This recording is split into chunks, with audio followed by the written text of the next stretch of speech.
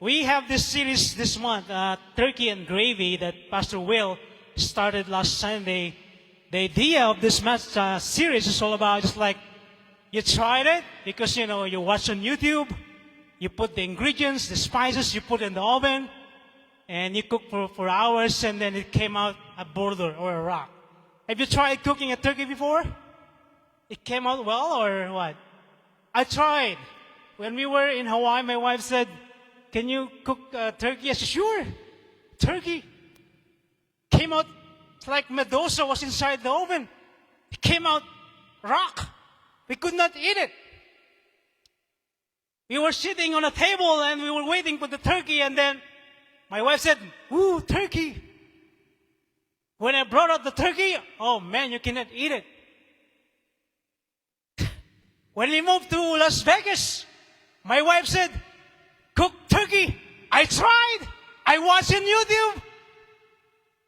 Came out just like what I did in Hawaii. Came out just like a rock again. I said, "Man, what's wrong with this oven? I want to replace the oven." I thought the oven was, it's not working well. When we bought the house and my wife said, "Come on, cook a turkey." I did. For the third time. You know what happened? The same thing. I think Medusa followed us from Hawaii to here. And so I told my wife, I gave up. I'm not going to cook turkey again. Since then, no turkey at home. Just chicken from Walmart. Good enough for us. That's the idea of this series about turkey and gravy. You tried to be the best that you can be in your life. You help people. They're not satisfied. You tried to help them again. You guided them. They mess up with you, but you're still there with them.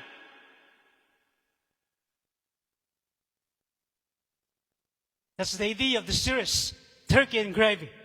But I'm telling you guys, this message about the Good Samaritan, I'm not going to read all those things because I know you heard it 100 times.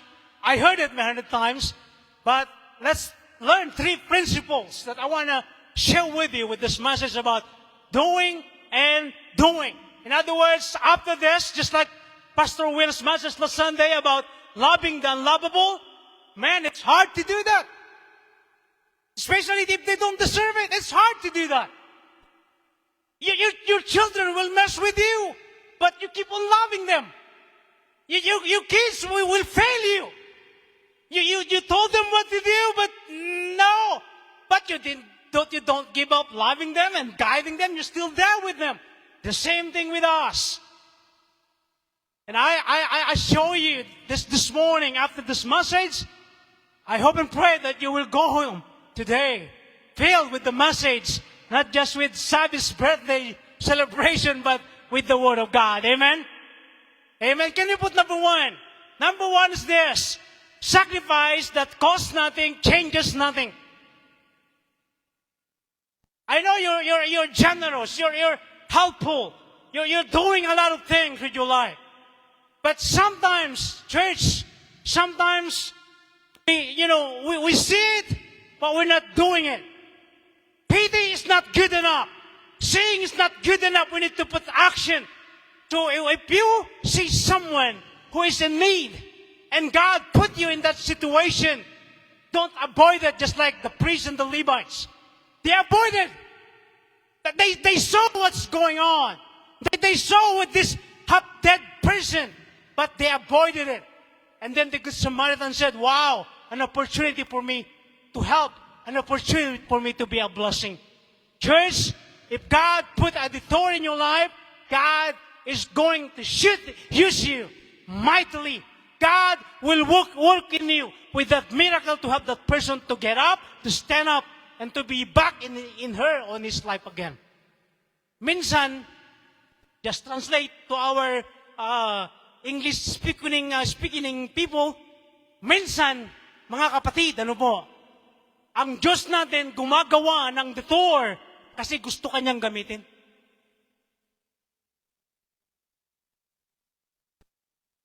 Alam niyo ba ang detour? English ka ba? Anong Duturo? Hindi na. Baka parang pangalan, ano? My rider asked me, what are you driving? Sabi ko, Honda. What model? Sabi niya, Touring. Sabi ko, what's Touring? Yung pala yung, Touring pala, ano? Sabi ko, Touring. Anong sabi niya, anong Touring? What's Touring? Model. Minsan, gano'n, ano? Let me repeat myself. God sometimes put a detour in your life and you thought, storbo lang yan. Storbo lang yan. Pero gusto kanyang gamitin. Gusto kanyang gamitin.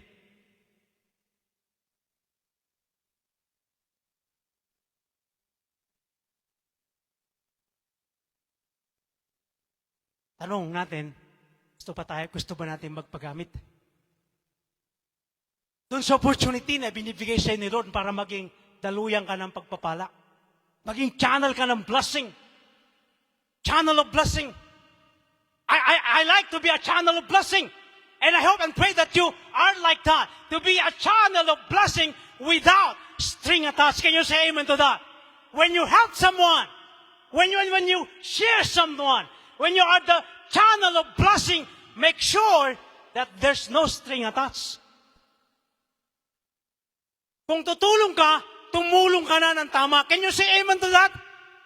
When you are the source of help, gawin mo na ang tama. Gawin mo na ng tama. Sayang naman ang pagkakataon na ibinigay siya ng Diyos para tumulong. Sayang. Binigyan ka na ng Diyos ng pagkakataon para maging channel of blessing. Gawin mo na ng tama. Gawin mo na. Do the right thing when you are in that situation that God is about to help you to do a miracle. Huwag mong sayangin. Huwag mong sayangin. Pero, meron namang dapat talaga hindi tulungan. Tama, di ba? Meron. Bibigyan ko ng halimbawa. My favorite gasoline station is the Maverick. I'm not promoting Maverick gasoline station, but I'm a very loyal person. A customer, ano po. Yun palagi ang gasolinahan ko, yung nandito sa Jones. Sunset, Russell. That's my gasoline station. Ano? Very loyal ako. Kapag nagtama ang ating daigdig, a very loyal person ako. So I always go there. But this guy came to me, said, can you help me? I don't have card, I don't have cash, but I have money in my account. Can I use your card? I said, ano kaya ito? Tama kaya ito? Hindi. Sabi ko sa kanya, I told him, I think they have ATM inside if you want. No, I tried, but I don't have the card. I told him, okay, come with me. I'll buy a gas for you. So I bought a $20 gas for him.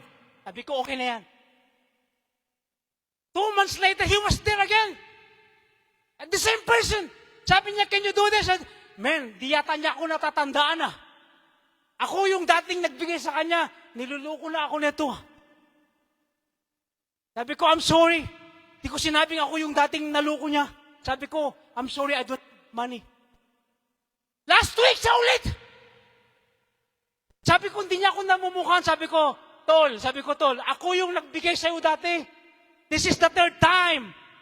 Sabi ko, you're now linulocalizing mo na ang mga tao dito eh. Sabi ko sa kanya, hindi na tama tong ginagawa mo. You're bigger, stronger than me. May sinermonan ko na eh. Binuklat ko ng Biblia. Hindi, biro ko lang, hindi katulad ni Pastor Mel. Sabi ko, you're already localizing me. Sabi ko, this is the 3rd time. Sabi ko, na hinihingan mo ako. Sabi niya, I'm sorry. Hindi niya ako namukhaan. Ang mukhang ito, ang daling tandaan. Hindi niya namukhaan. Sabi ko sa kanya, you see, may mga tao naman na talagang, hindi talaga. Kailangan nilang tumayo. Kailangan nilang tinulungan mo na, denied mo na, pero kailangan nilang tumayo ng sarili na. Church, me, I'm a recipient of help. I'm here where I am today because someone stood by me when I messed up with my life. She helped me all the way. She spent money. She came back twice in the Philippines in 1 year just to convince me to go inside the seminary and study. She told me, you know what? You're wasting your time. You're wasting your life. If you listen to me, I will help you all the way. and said, no, this is my life. She came back the second time. You see, sacrifice that costs nothing, changes nothing. So when you help someone do the right thing, ibuhos mo na. Ibigay mo na ang dapat ibigay. Pero, pag nakita mo na niluloko ka na, alam mo naman, na tama na. Amen? Kung hindi, tatamaan ka talaga. You see? Sayang. You keep on, sharing your resources. Pagdating ng katapusan, ikaw pala ang wala na. Remember the Good Samaritan? Sabi niya, kung kailangan pa, pagbalik ko, babayaran ko kung anong gastos. That costs everything.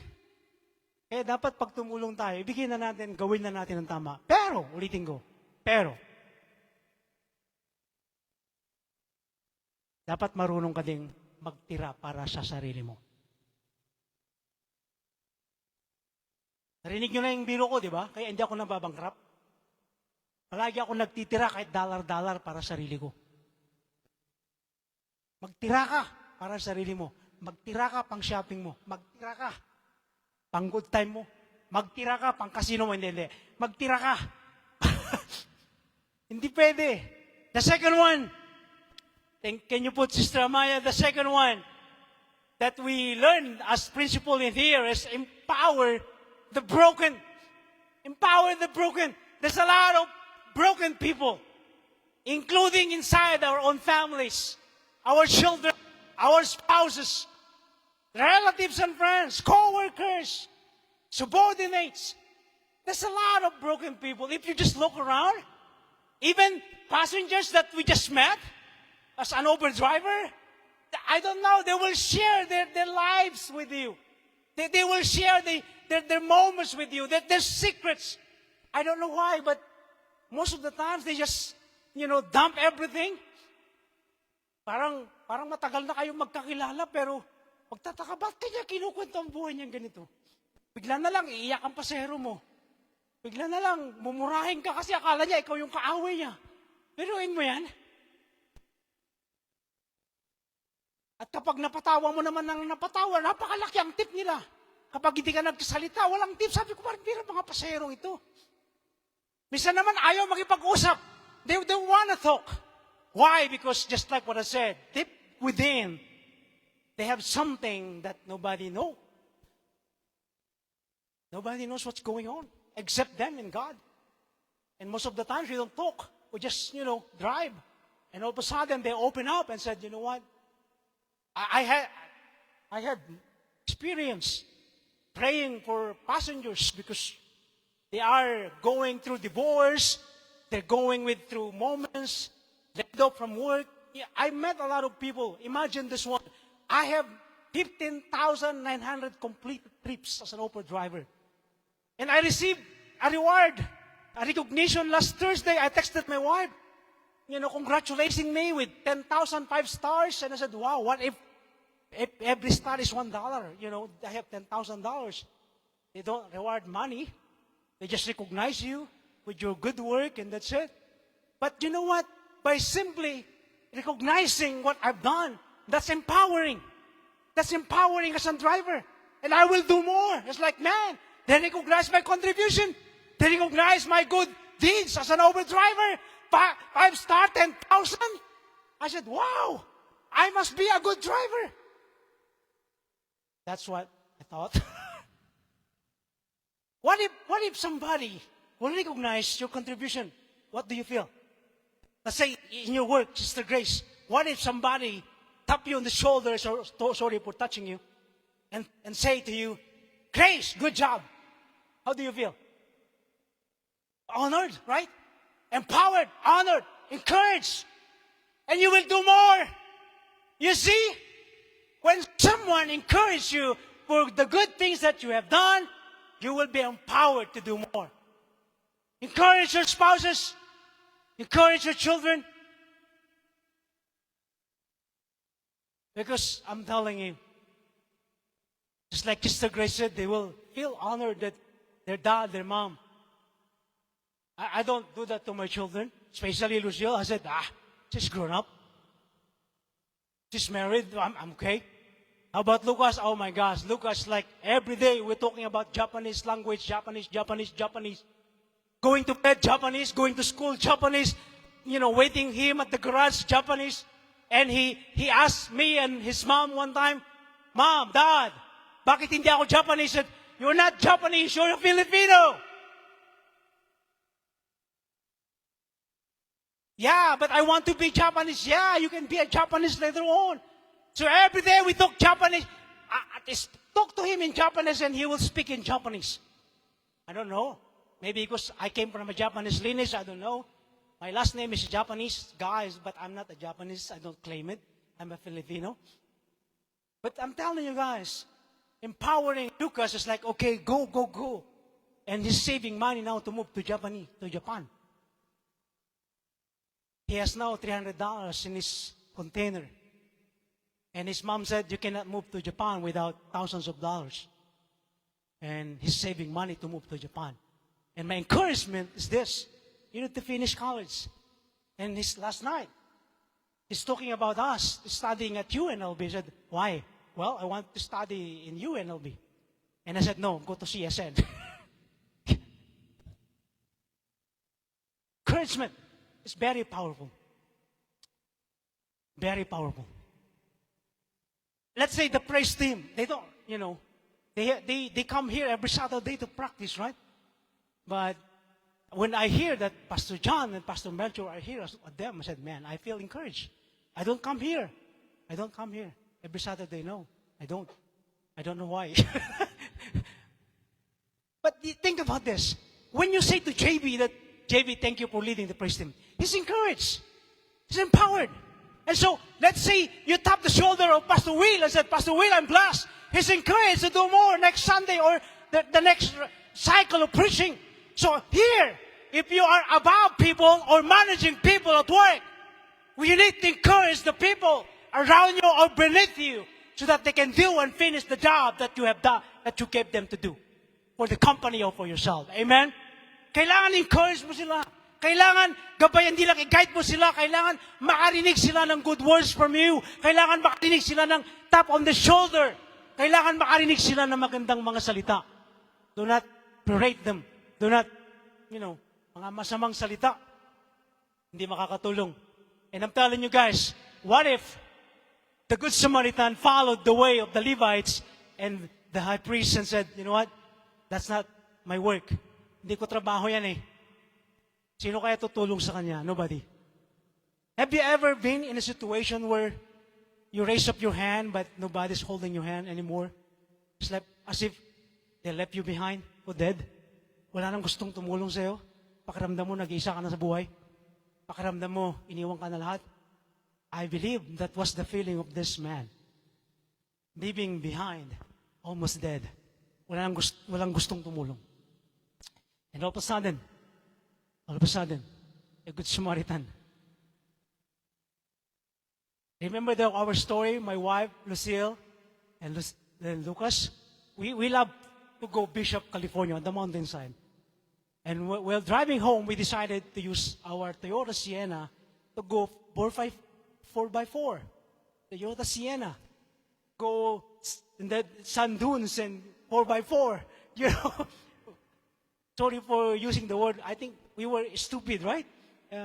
Going sand dunes with Toyota Sienna. It's not the 4-wheel drive, man. We went sand dunes and we were driving, yay. All of a sudden, zzz, what's going on? My wife said, what's going on? Sabi ko, nalubak yata tayo eh. Sabi ko, tulak nyo.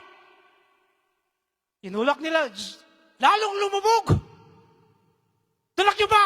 Tinulak nila, lalong lumubog. Ito ang sitwasyon. We cannot get out. Told my wife, go to the main road and plug someone to help us out. Here. Maya-maya may dumating mag-boyfriend, mag-girlfriend. Tinuro sila sa amin, lagyan nyo ng mga towel, lagyan nyo ng ano pa dyan. Pero hindi nila kami tinulungan. Sinabi lang, dyan kayo, dyan. Tapos, iniwan na kami. Nag-pray kaming apat. Let's pray. Hindi na kami makalabas eh. Lubog. Padilim na, palubog na ang araw. Sabi ko, paano tayo makakauwi nito? Sabi ng asawa ko, sabi ko sa iyo eh. Tayo pumunta dito eh, lulubog tayo eh. Kaya siya napabili ng pickup truck. Bumili siya ng pickup truck eh, kasi naranasan niya yung lubog eh. Pero ito matindi. Ito matindi. God sent an angels. 3 big angels. Ang lalaki talaga. 3 angels. Big ones. They live in Bishop. They came to Las Vegas and they were driving back home to Bishop, California. While us, driving back home here.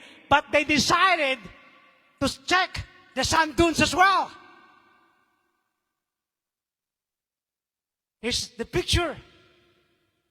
They asked us, do you need help? Of course we need help. We need help. Do you need help? We need help. And so I said, yeah, we need help. And you know what they did? They said, once you are, ano ba English ng lubog sa buhangin? Drowned? Once you are lubukizing in the sand, do you know what they told us? Never drive forward anymore. You need to back up. You need to back up, they said. And these 3 sweet, beautiful angels, they'll help us push back our car, our 4x4 Sienna. And we came out. And this is what good as well. They never left us until we had met to that roadside. Wow. God sent an angels. In a moment in life, sometimes when nobody's helping us, that's when God said, hey, just hang in there. I will send someone to help you. I will help someone to help you. Man, every time I see that picture with that sands all over my face and my shirt and my pants, and I said, man, I always remember that we were in that situation and yet God sent 3 beautiful big ones, angels, to help us out. From Bishop to Las Vegas and Las Vegas to Bishop, but they decided, no, it was not a coincidence. It was God detouring them because someone is in need. See? Remember what I told you guys? Sometimes God is detouring your way because someone needs your help. Amen? The last one I want to share with you this morning is this. Last one is accomplish your divine assignment. When Jesus said, yeah, have you done all this? And this lawyer said, yeah, I've done that. I've done all this. I'm religious. I'm doing this and that. And then Jesus told him about the Good Samaritan story. And then Jesus said, then who is the neighbor? And this lawyer, young lawyer, said, oh, the guy who helped him. That's the neighbor. And the point here is this one. We have a divine assignment. I believe that. You have a divine assignment. It's not a coincidence why you're here today. It's not a coincidence why you are working where you are working today. You have a divine assignment there. Just like what I told you, that 3 beautiful angels, it's not a coincidence. Someone told them to go this way even though they were driving up north. God told them go this way because someone is in need. And here, I'm telling you right now, your divine assignment, hear me out. Your divine assignment, come on church, your divine assignment, walang pwedeng gumawa niyan kundi kayo lang.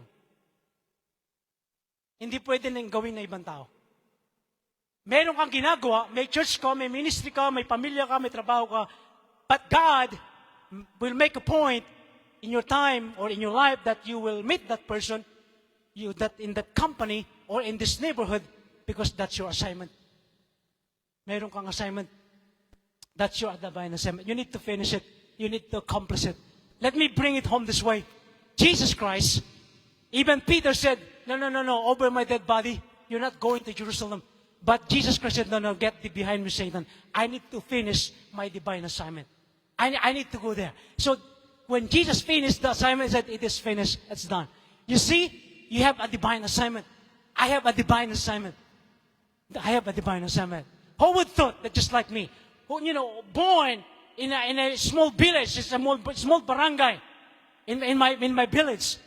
And a place where even parents, they don't want their children to be, to be with me because I'm influencing their children in a bad community and bad relationship. Sabi nila, huy, wag niyong barkadahin si Randy kasi sira ulo yan. Dadalhin niya kayo sa kapahamakan. Who would thought later on in my life that I will become a pastor?